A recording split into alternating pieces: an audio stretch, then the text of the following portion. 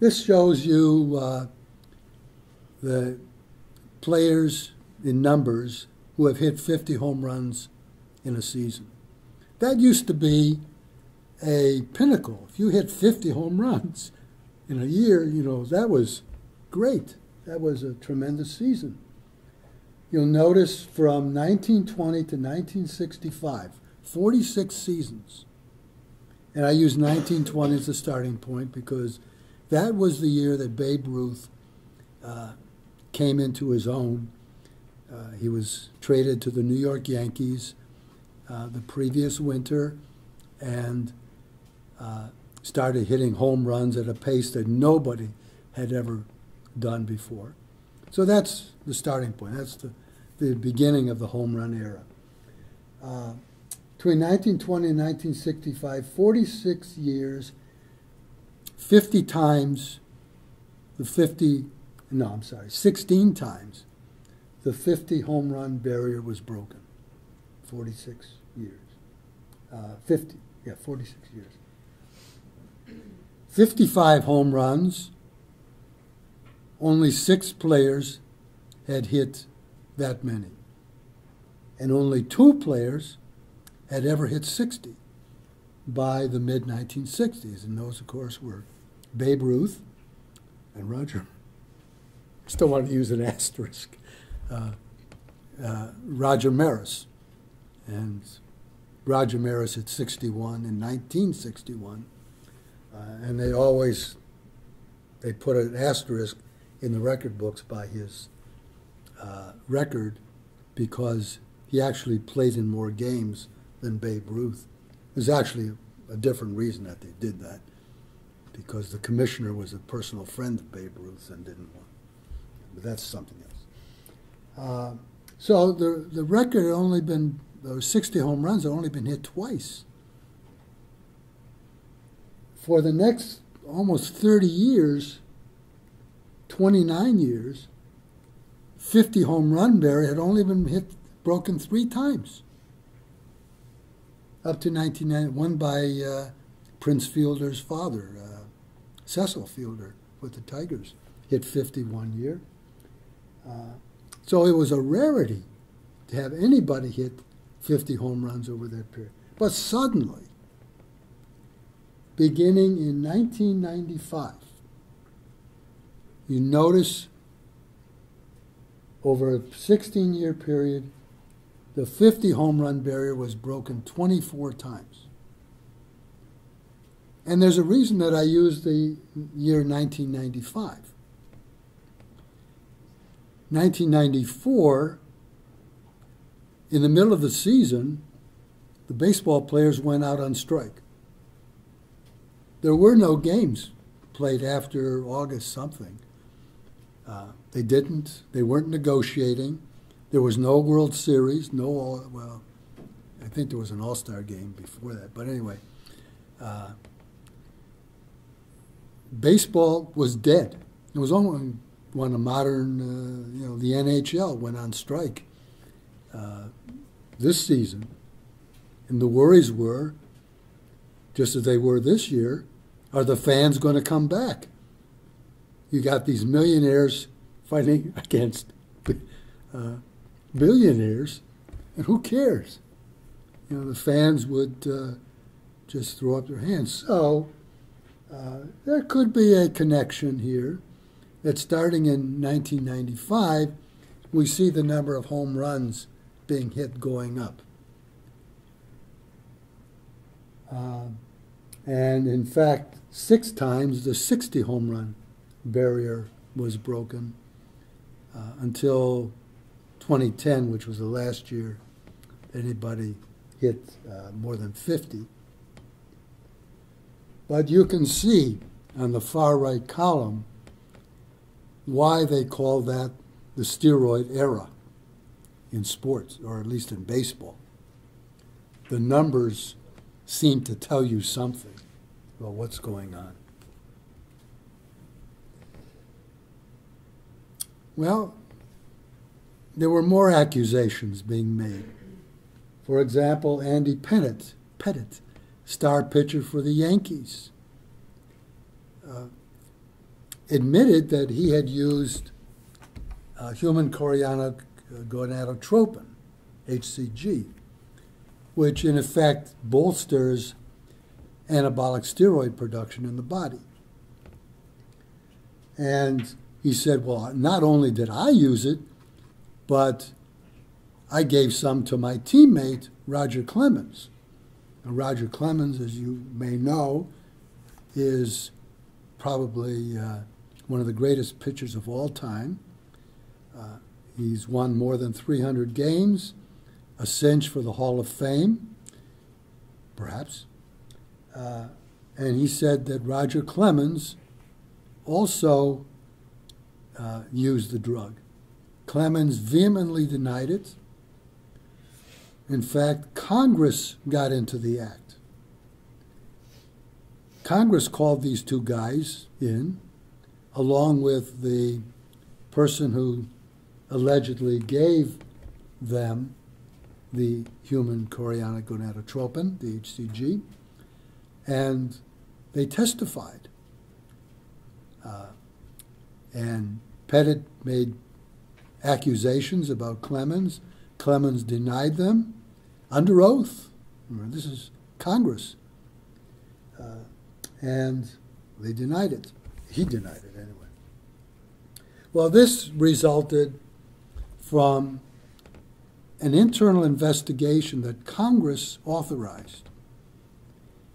This was in 2007. Congress asked George Mitchell, who had been the majority leader in the Senate for many years, a highly respected individual, to conduct an investigation. And they told him, nothing is barred. Name names if you have to. So he published a report, which you see on the left, which you can download even today. It's readily available, on what he found. And he did name names, including Pettit and Clemens and many other ball players who were implicated. A lot of it was hearsay, but he said, didn't care. Said, let the chips fall where they may. And he presented his findings to Congress, and Congress, among other things, called in Clemens and Pettit. They also, somewhat earlier, called in, I think it was 11 former ball players and baseball executives, and asked them point blank whether they had ever condoned or witnessed or used performance-enhancing drugs. And probably the biggest blunder was made by Mark McGuire, who I mentioned earlier, who said he wouldn't answer on grounds that might incriminate him. Basically, he took the Fifth Amendment, which was not a wise thing to do when you're being asked to testify before Congress on such a serious matter. Well, you might ask, why is Congress so interested in this? I mean, other sports have this problem, probably. Football, hockey, basketball. Why do they get so interested in baseball? Anybody know? Well, baseball enjoys something that basically no other industry enjoys. Nowhere else in the United States can an industry get away with what Major League Baseball gets away with. Legally. Exemption from antitrust laws. Antitrust laws, which were first passed, perhaps you heard of the Sherman Act in 1890, and a case came up involving the antitrust laws and how they applied to baseball 100 years ago. case came up to the Supreme Court. And the Supreme Court ruled, this was right after maybe you learned in history about Standard Oil. Standard Oil used to be an enormous conglomerate, monopoly. And the Supreme Court forced Standard Oil to divest itself of all the little Standard Oils. Standard Oil of Ohio, Indiana, all those, New York. So that's was a famous case, and the government went after Standard Oil, and successfully. They forced John D. Rockefeller to divest of his many companies. So there was only one company left to him. He still made billions of dollars, but still. So in the wake of that case, they went after baseball.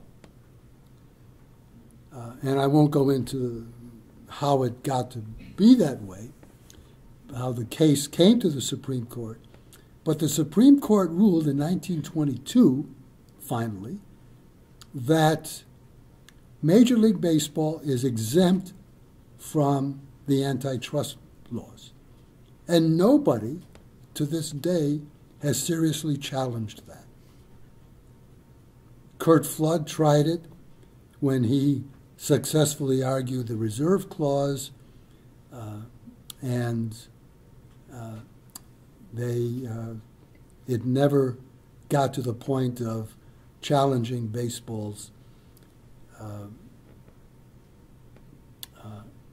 exemption, although it did result in what you have today with ball players like Prince Fielder signing contracts for $219 million. I calculated, you know what that comes out to every time he comes to the bat? $40,000 every time he comes to bat. Strikeout, doesn't matter. Home run, $40,000 over a period of 9 years. That's incredible. We'll do the math. I was amazed. But anyway, baseball has that exemption. And Congress, and there's many people in Congress who want to get rid of that exemption. They feel it's very unfair that baseball is treated differently than anybody else. Auto companies can't collude with each other. Steel companies can't collude with each other. Oil companies cannot. But baseball can, to a point. For example, Detroit Tigers. Okay?